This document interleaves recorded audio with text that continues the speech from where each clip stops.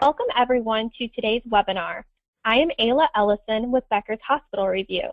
We will begin today's webinar with a presentation and we'll have time at the end of the hour for a question and answer session.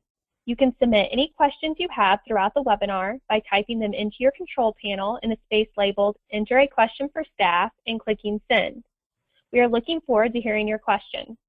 Additionally, in about a week following the webinar, we will be sending you a copy of the recording to the email you used to register. At this time, it is now my pleasure to start today's webinar by introducing our presenters. Patrick McDermott is the Vice President of Revenue Cycle for Sutter Health, a 27-hospital health system in Northern California. Previously, Patrick led the revenue cycle for Presence Health for 8 years. Presence is a 12-hospital system in Illinois which resulted from the merger of Resurrection Healthcare and Provena Health. Patrick received his MBA in Finance from University of Illinois. Andrea Romero is a healthcare business consultant with 20 years of progressive experience in health information management and revenue cycle functions.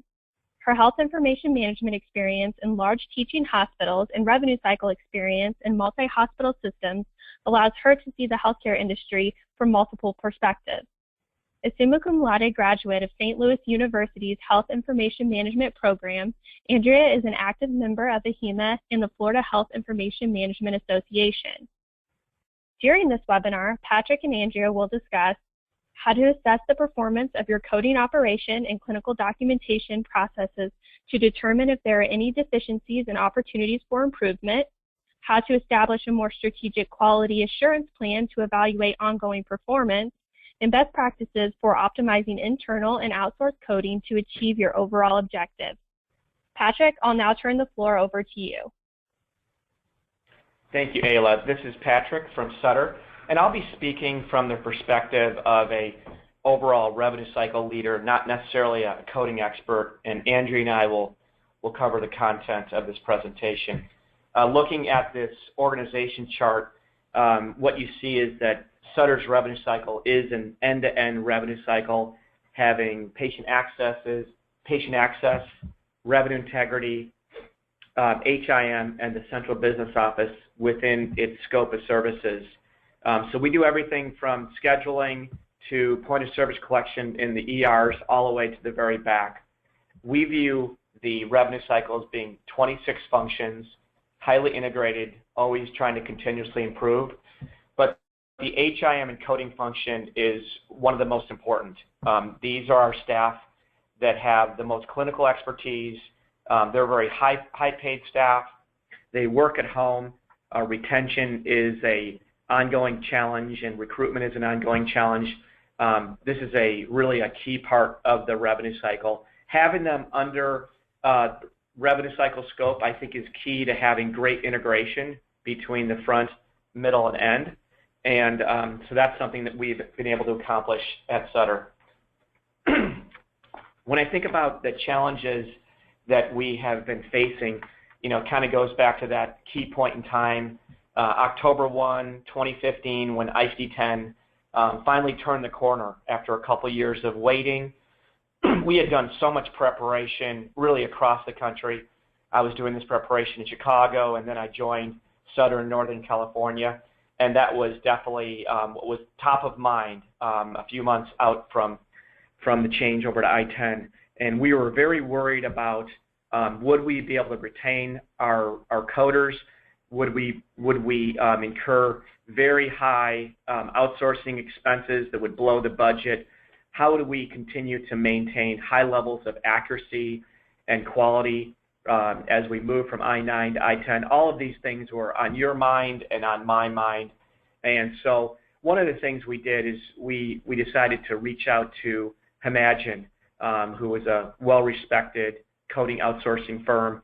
And we, kind of long story short, is we forged a relationship with them so that we'd have one really critical outsourcer partner to take us through this ICD-10 transition. And we made certain mutual agreements with each other so it would be a mutually beneficial relationship so that we would win and they would win. And that's really what this presentation is all about.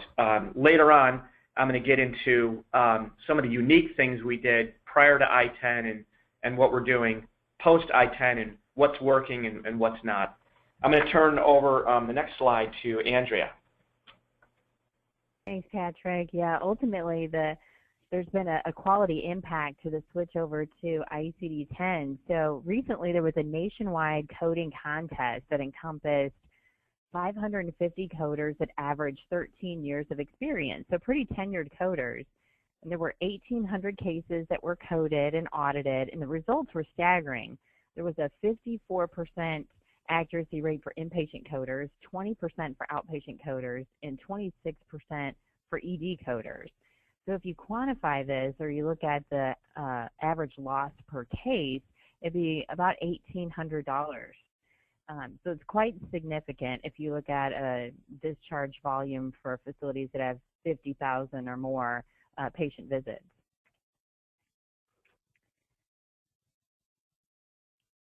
So quality, from an outsourced perspective, quality is the main issue with outsourced vendors as well. So according to the 2016 HIM benchmark survey, 66% of the respondents cited quality as the biggest issue they face with their coding vendors. And comparing that to the number of 34% in the 2015 benchmark survey, it seems that the quality issue has worsened. So how do you assess? I would double what Andrea is saying too. That in my experience with HIM the last 10 years, that's always been a pain point. Is how do you manage multiple coding outsource vendors, and how do you deal with the quality problems and the rework associated with them? That can be a very costly. So that is definitely a pain point that's continued. Yep, absolutely. Costly, time-consuming, and frustrating. So how do you assess if you have a quality issue? So have you looked at your CMI rate to compare it to your peer hospitals, and are you coming in lower? Are you quantifying your coding-related denials, and are those denials on the rise? Are you tracking and trending those denials? Have you evaluated your coding compliance rates and where you're really experiencing pain points? Have you considered initiating third-party audits to compare versus internal findings? Understanding your chart delinquency rates due to physician documentation delays. For example, have you quantified how many op notes are you holding right now on your AR, just waiting for the op notes to be dictated or completed? And is it time to reevaluate your existing CDI program? Are you seeing a downward monthly trend in the impact? Has your program become stagnant? Also, delayed in our discharge not final coded backlog, is that greater than your bill hold period, and how many days is it greater? And have you been able to quantify the financial impact of those DNFC charts, and would you consider it significant? These are all things to look at. So the majority of facilities recognize the value of auditing to monitor quality. Again, from the 2016 benchmark report, it showed that 96% of the respondents indicated they would increase or maintain their current level of auditing. And that's a huge number, 96%. So looking at our audit best practices next, there are traditional compliance audits that can be performed, or a more progressive performance audit. So traditional compliance audits are performed predominantly for compliance purposes. They are very episodic in nature. The coding accuracy is very generically defined. They're lacking in the coder level detail that's needed to help improve your coding. The results are not always actionable, and these types of audits are viewed as a cost to the organization. Well, in contrast, performance audits are performed to identify and correct accuracy deficiencies. These are performed on a very consistent function or frequency. It's monthly, and the coding accuracy is applied to highly specified levels utilizing audit technology and a consistent methodology. So with these types of audits, you have the ability to hyper-target the problem areas at a specific coder level so you can improve each coder's performance. So there's an education plan that's created to rectify the issues, and this is developed specifically for each coder. So these types of audits are viewed as an investment because these audits end up paying for themselves with the increased revenue that will be captured from the improved quality rate. Andrea, I think these are great points, Andrea. Yeah, I think as a revenue VP, you have to take an interest in the audit methodology that coding is undertaking. And one of the ways I look at it is most HIM departments have their coding audited once a year through an annual outside auditor, and that's a key part of a holistic auditing program. But what we do at Sutter is we have a dedicated group of auditors on the HIM team led by an auditing manager who is doing this week after week, month after month, just as you described. And I think when you pick a partner for an outsourced coding firm, that's one of the things you want to look at very closely. Does that partner, does that outsourcer have a dedicated group of auditors? Are they lined up with the risk associated with the OIG and other kinds of pain points that clients have? Great point. So going into more detail on the process for a performance-based audit, these audits start with a review of select coder charts on a monthly basis, and usually these are found where you have the most opportunity. You then assess compliance and revenue based on optimization, and you develop a report with an assessment of the results and a recommended development plan that's then presented to both the coder as well as the coding management team, because you want to be able to track and trend all of your findings from these audits. After that, that's when the most important step takes place. That's when we educate the coders on the identified issues and opportunities. This cycle then continues with the targeted education that you will find, and what you'll have as a result is an improved coding compliance rates and rates that rise each and every month with your team. I'd also add that one thing to never forget is that as you're auditing, look for those clinical documentation opportunities. One thing I'm always reminding people and internal stakeholders about is that documentation and coding are really the same workflow. The documentation by the physicians and the caregivers is like the front end, and the coding is like the back end. But it's really one workflow. Now, sometimes these departments, CDI and HIM, they report up through different executive leaders. Sometimes they report up to a common leader, and oftentimes they're different teams. But if you don't look at it as a single unified workflow, you can really miss the opportunities of where the coding errors, where the coding opportunities start, and probably 75% of the time they're starting in documentation. Yeah, I completely agree.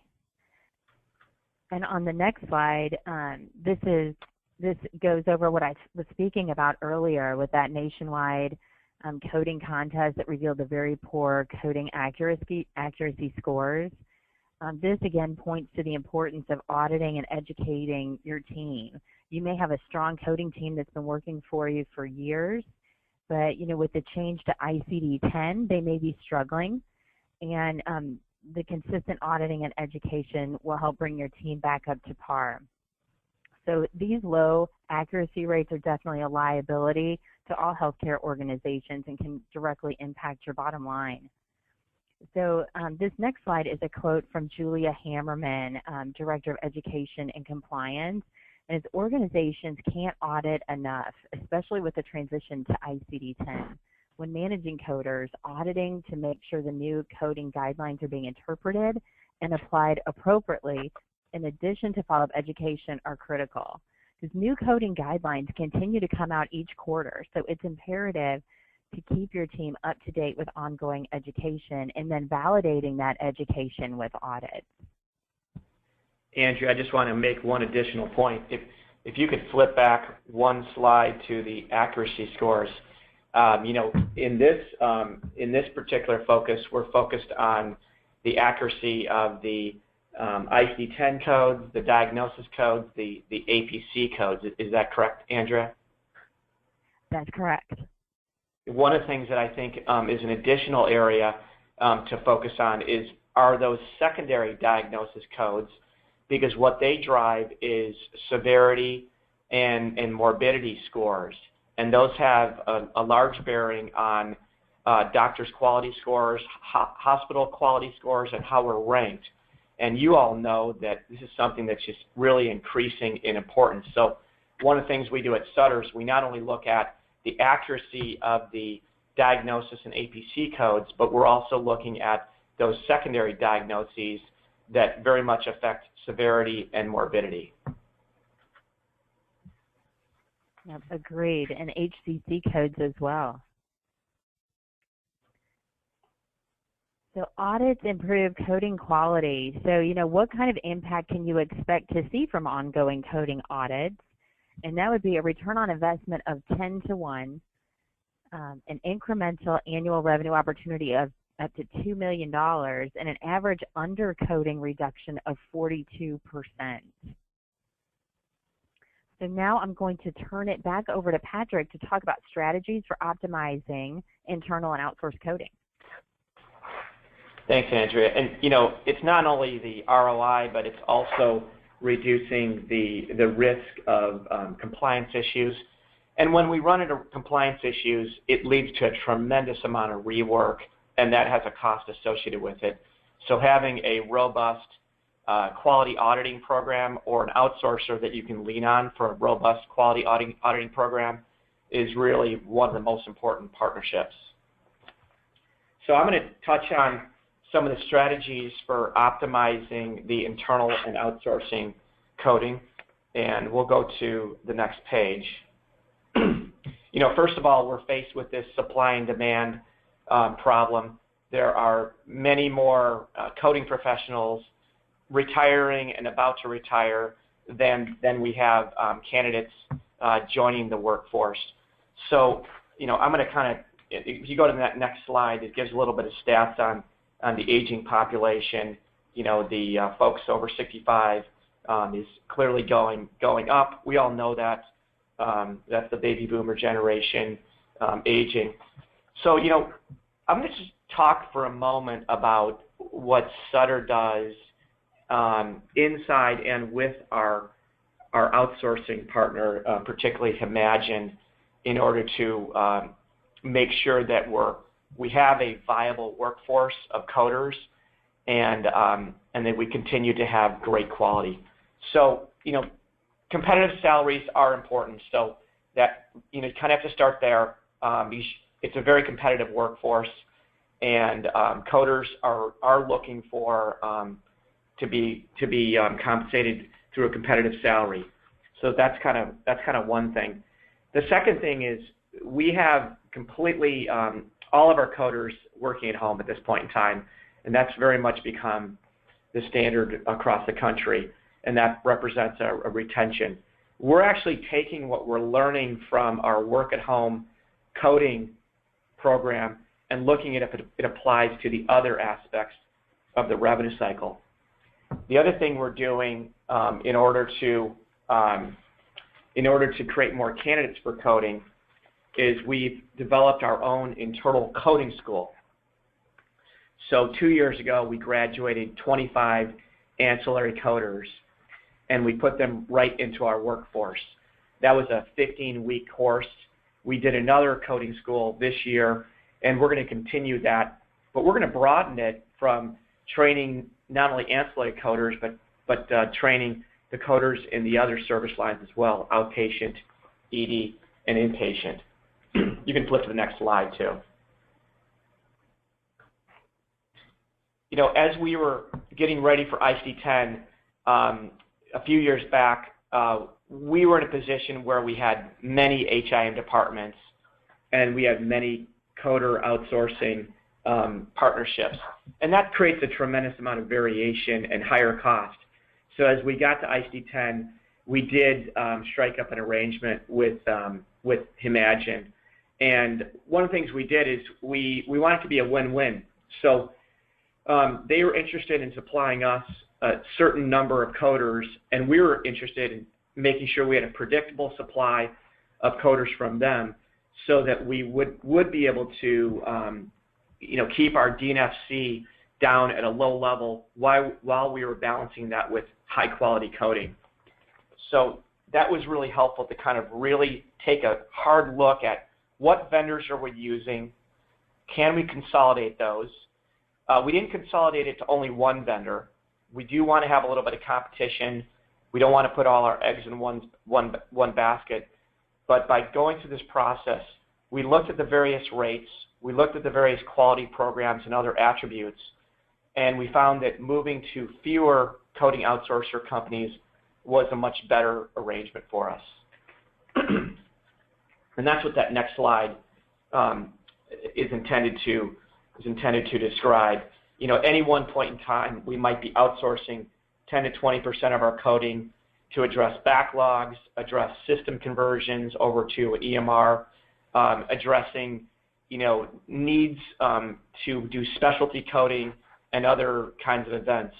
And so consolidating it down to a few coding outsourcer vendors, really the best, really reduced our variation in coding and also made it much easier to manage this on a day-to-day, week-to-week basis. Moving to that next slide. As we were, moving forward into ICD-10, we were also changing our structure, moving from many HIM departments into one enterprise-wide HIM department and creating really a single unified coding team. So our coding team, 250 coders led by one director, organized into inpatient teams, outpatient teams, and ER teams. But we do have that dedicated quality auditing team, and then we have embedded educators in each of our coding operations teams as well. So having that specialization really allows for us to achieve best in practice. But what I really like about that structure is having the dedicated quality auditing team. So moving to the next slide, talk a little bit about considerations for outsourcing. So first is to determine which positions are hard to fill and maintain. For us, that was inpatient because of the very high salary and wages.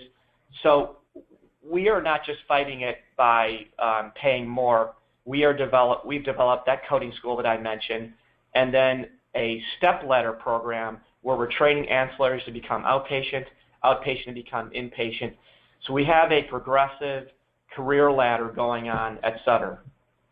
The second consideration has to do with quantifying a minimum number of coders that can be outsourced. So we looked at our vacancies, we looked at our targets around DNFC, discharge not final coded, and we decided this is the number, this is the X number of coders we want from our outsourcing arrangements. And we have about 13 outsourced inpatient coders that we maintain to maintain our targets. By doing this and having kind of a minimum number of coders we're committing to from our partner, we're able to achieve lower per unit cost. So to contrast that, if we just ask for a coder here and there, the cost would be much higher. But when we make a commitment for, let's say, 13 coders, we basically hit a threshold for lower per unit costs.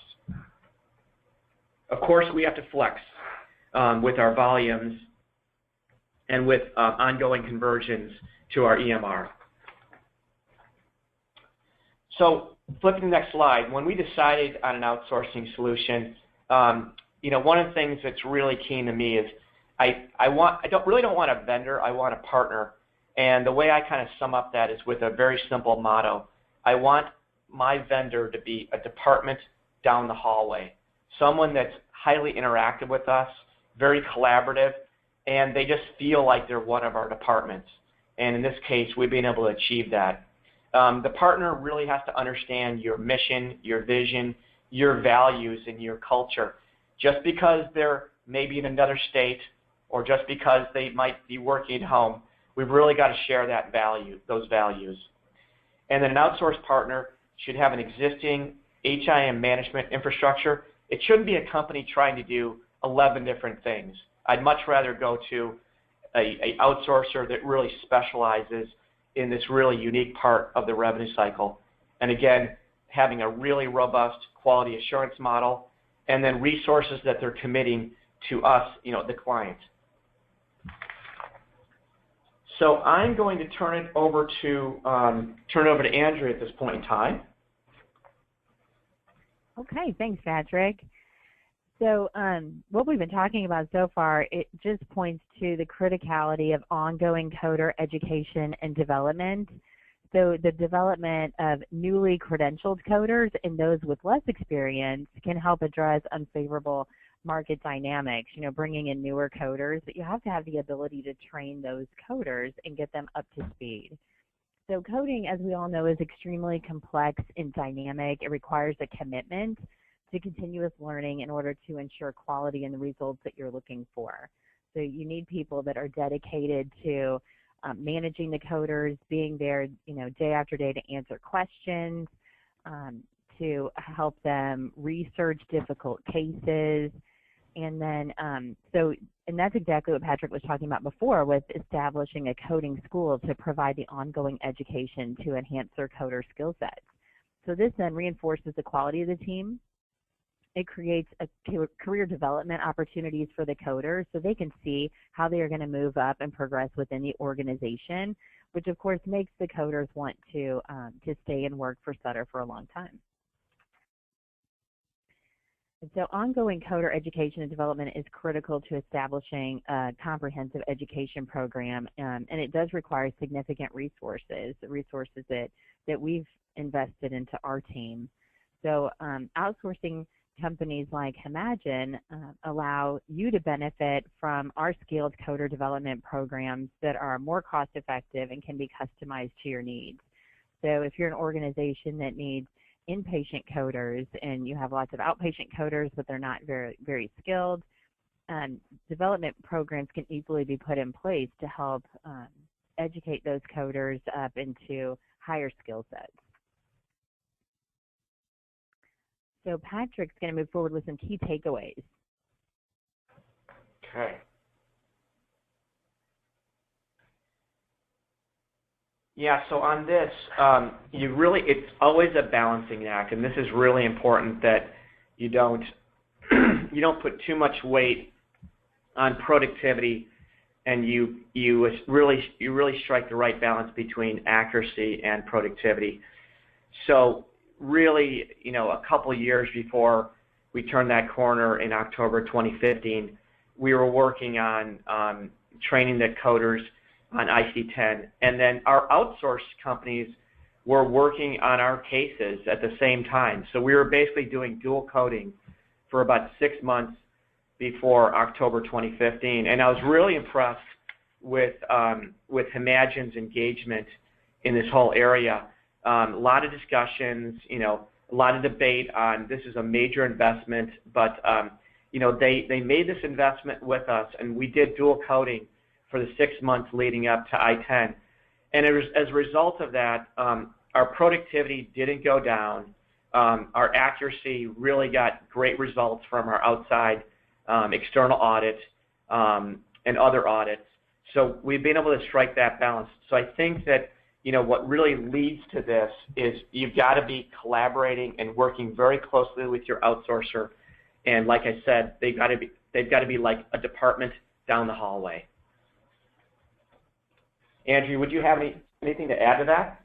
Yeah, I completely agree with that. So in this next slide is a good transition. This slide shows the impact of an effective managed coding partnership. Unmanaged coders tend to have lower productivity and quality. They're going to reach out to the client and ask questions about processes and how do I code this, which just adds a lot of undue burden onto you, which is not necessary. So in contrast, a managed coding solution results in higher quality output. Coders have a large group of people to go to ask coding questions, to learn how to use different EMRs, to talk through different coding scenarios. They've got someone to turn to when new coding clinics come out and they want to talk through any changes that might impact their work. So a managed coding model has an average increase of 3% in coding accuracy, which is equivalent to a $6 million increase in annual revenue. So having closely managed coders makes a huge difference to your bottom line.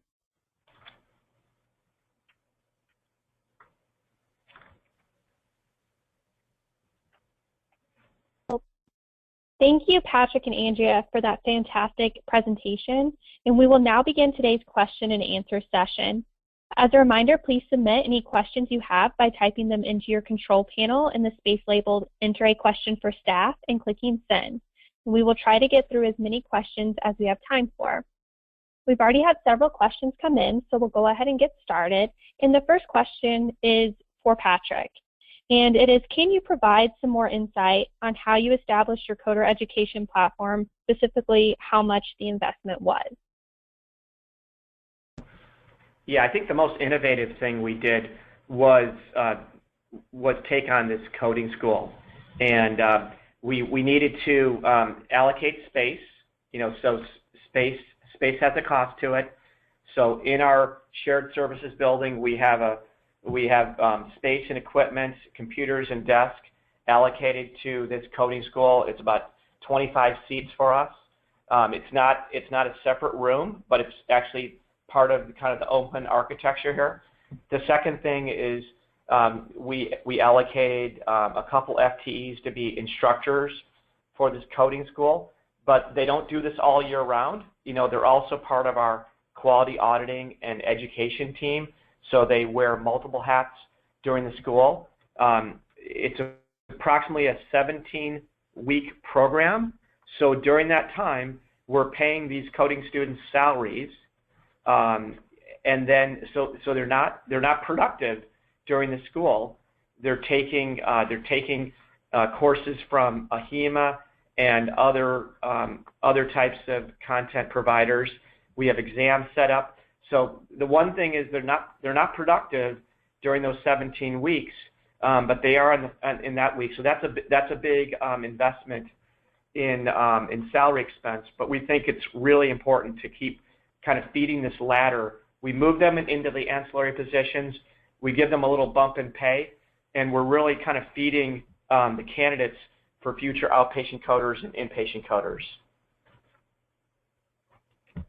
Well, great. Thank you for expanding on that. And the next question that came in is for Andrea, and the question is, based on your experience, what is the ideal span of control for an individual coding manager? Hi, that's a great question. I always recommend between 20 and 25 coders. When you get a larger number than that, it's difficult for a coding manager to be able to dedicate the amount of time and resources to make sure those coders have everything they need, have the education, have the oversight of someone that can answer their questions. So my rule of thumb is 20 to 25, and that's a great question to ask any coding vendor that you're currently working with as well. That's a great question, and I would agree with Andrea. I would tend to go with the lower 1 to 20. That's the ratio that I've been emphasizing at all of our revenue cycle teams. And you can have a team leader supervisor over that 20 individuals, and then maybe they'd be augmented by a senior. The team lead's on vacations. You need a little bit of a succession planning, but with the amount of coaching and quality control that you want to do, when it gets past 25, that is really going to diminish. Yep, I completely agree. Well, thank you both for that insight. And the next question, which is directed to Patrick or Andrea, is understanding that your coders all work from home, how does the coding staff build the needed relationships with physicians to ensure clinical documentation requirements are being met consistently? I'll just begin that. One of the ways the coders interact with the physicians is through the coding query process. And even when they were in the hospitals, oftentimes the coders were relegated to the basement, and so there wasn't a lot of interaction with the physicians. With the electronic medical record, the physicians are used to interacting with staff via the EMR inboxes, so they're used to that. The coders are used to that. But as long as there is a consistent, high-quality set of queries going back and forth between the coding team, but also the clinical documentation improvement team with the physicians, and the queries are compliant. It's really important to get compliance involved in making sure that these queries are compliant. But the whole key is it's got to be consistent, it's got to be helpful, and it's got to be compliant, and that's really what we're aiming for. Yeah, I agree. You, Patrick. I'll just add on to that a little. With coders that are working remotely, you need to make sure that you have documented policies and procedures and open lines of communication so that the coders can communicate back to the physicians and CDI team about possible documentation issues. But yeah, I completely agree with Patrick's response as well.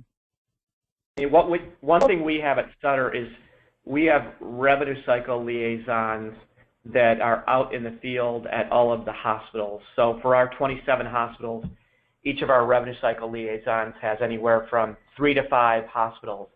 And they represent kind of the long arm of the revenue cycle. And so they're very connected to not only patient access, but also HIM and also the back office. So they are also another way to interact with the physicians and other stakeholders at the hospitals. So it's really important that the coders, both in-source and the outsource coders, are connected to people that are at the hospitals. And in our case, we have these dedicated revenue cycle liaisons. Well, thank you both very much. And the next question that came in is another one about the coding school. So Patrick, the question is, where did you get the individuals to attend your coding school? Good question. Well, we had no shortage of interest. We advertised this coding school internally at Sutter. We have 55,000 employees, and we probably had 5 times more applicants than we actually could admit to the school. So we had an application process, we had a testing process, and then ultimately we had final interviews. And so one of the things that one thing I learned and really appeals to me is there's a lot of people across the revenue cycle outside of HIM that are very interested in this type of schooling. So when you think about the benefits of a biller or a follow-up rep or an insurance verifier or a financial counselor, the benefits of that person learning more about anatomy and physiology, pharmacology, and just the basics of APCs and ICD-10 codings, I think there's tremendous positive implications to getting more of the non-HIM revenue cycle professionals involved in that type of coding school. So this is something we're actually going to build on, but we've got tremendous internal demand for this, and I think you'll find you do too. Well, thank you very much, Patrick. It's very interesting. And the next question, and this is for Patrick as well, is what percentage of coding is outsourced at Sutter? Yeah, it's anywhere from 10 to 20%. Our goal is to, we have multiple goals within HIM, and one of our goals from a workforce management perspective is retention. And then the dual side of that goal is moving people up the ladder so we can fill more of our vacancies on the inpatient side with our own permanent coders. But that's very much a dynamic situation right now in the marketplace, and it totally depends on what state and city and market you're in right now as to how you're being challenged with this. But our goal is to fill those positions with with permanent employed coders, but we know at any point in time we're not going to have 100%. So it's anywhere from 10 to 20% of the coder workforce is being filled by outsourcers. Great, thank you so much, Patrick. And the next question is, do you blend offshore coding into your solution? So Andrew, you want to take that first? Yeah, Andrew, why don't you take that first for Imagine? So currently today, we have the option for people that want to use offshore or blended on and offshore, but we don't have many clients that have looked into that option. And at Sutter, we're not using any offshoring or nearshoring options for our coders at this point in time. Great, thank you both. And the next question, which is directed to either of our presenters, is were you able to come up with some electronic ways of auditing? If so, what form did that take?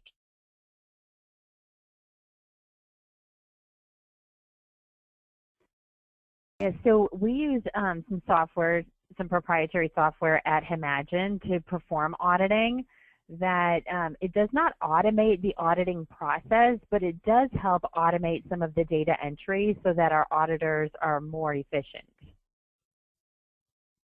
Yeah, I think when you're looking at an outsourcing option, you should be asking that question: what kind of software and databases support their quality auditing, and how do they audit, a large population of cases? If you think about the total number of claims that you all submit out of your hospitals, there's essentially 480 different DRG groups. DRGs, and then they group into the pairs and triplets. It's a daunting challenge to have a very comprehensive, robust auditing program. So I think that's something that you should really delve into when you're picking and outsourcing a company, and that's one of the things that we really studied when we partnered with Imagine.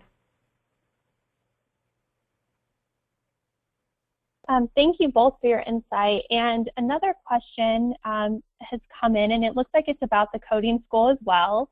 And it is, what is the duration of Sutter's coding school, and how do the coders get certified after attending it? Yeah, and as mentioned, it's 17 weeks of heads-down classroom work. We use a vendor. Don't think I can mention their name, who is specializing in HIM and ICD-10 content. They have a really great classroom portal. So we have a subscription with that company. We've got our dedicated instructors for those 17 weeks. Again, they're not in production at that point in time, so it's very much heads-down classroom. And then they take an exam, an AHIMA-approved exam at the very end. We decided to start with the ancillary coding because it's the easiest type of coding. And then those coders will then get 1, 2, 3 years of experience as ancillary coders, and then they'll move up the ranks into ED and outpatient and eventually into inpatient. All of this is using a computer-assisted coding software. So we use one of the better softwares out there. So, they also are learning that software as well. And Patrick, you might have already mentioned this, but did these students decrease pay while in training? We had typically not. We did kind of a standard hourly wage. These are not coders going into the coding school. These are non-coders who are typically at a little bit lower wage in the revenue cycle continuum of wages. So they did not have to take a wage cut. And then once they graduated, they got a bump. So that was nice. Great. And it looks like we have time for about one more question. And this one is for Patrick, and it is, what is the retention rate from this program? Yeah, at Sutter in particular, our retention rate for coders is very high. So I'm really pleased with that. That's something that I worried about in 2015. And in the specific case with the coding school, our retention rate is very high too. So one thing that might be implied in the question is, do you go to all this time and effort and expense to school people in coding and then they leave and join an outsourcer or join the competition? My point of view is you have to kind of take a leap of faith. I want to create a culture which is very much a learning culture where we've got curriculum, where we've got education. And if a couple people leave and join the competitor or join outsourcers, it just wasn't meant to be for them to work at Sutter. But I think you got to take a leap of faith. And if you've got an organization that is a learning culture where they're allowed to go, where they're allowed to and encouraged to go to school, you're likely to kind of retain them. Great, Yeah, thank you, Patrick. I completely agree with that. Yeah, we've had a similar success with our training program. We've had a 98% retention rate, and it's because coders do feel more allegiance when they realize the investment that you're putting into them and into their education, that they want to stay around and continue to be part of the organization. Thank you very much, Andrea. And it looks like we have one more question, and this one is directed to Andrea as well. So it is, what was the cost to see the $6 million in revenue and time to realize this revenue? I'm referring to one of the points you touched on during the presentation. Sure, that revenue was just from one specific client, but and imagine we've made a $7 million investment in our HIM leadership structure as well as our technology to support all of our services, because we believe that you have to make an investment in order to provide the very best services. So yeah, that was just information from one of our clients, but we've seen success from all of our clients where we have implemented our HIM enterprise leadership structure. Well, great. Thank you so much for your insight on that. And that is all the time that we have for today. But once again, I do want to thank Patrick and Andrea for their excellent presentation, and also thank to our audience for participating today. Please enjoy the rest of your day, and we look forward to having you join us in the future for additional webinars. Thank you.